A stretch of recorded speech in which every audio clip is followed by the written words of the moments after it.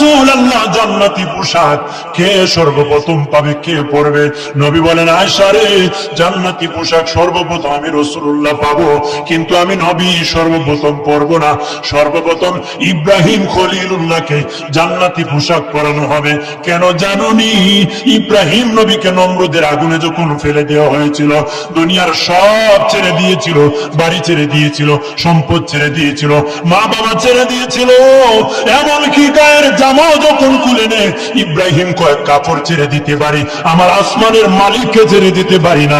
ওই দিন আল্লাহ ইব্রাহিমের সাথে অঙ্গীকার করেছিল, ইব্রাহিম আজকে তোমাকে সকলের সামনে উলঙ্গ করে লজ্জায় ফেলে দিয়েছি ইব্রাহিম, তারপরে তুমি আমাকে ছাড়ো নাই। আমি কিয়ামতের দিন সকলের সামনে মুসলমান, বেঈমান, কাফের, নাস্তিক যারা তোমাকে উলঙ্গ করেছিল, তাদের সামনে আমি আল্লাহ আনুষ্ঠানিকভাবে তোমাকে কাপড় পরায় দিব।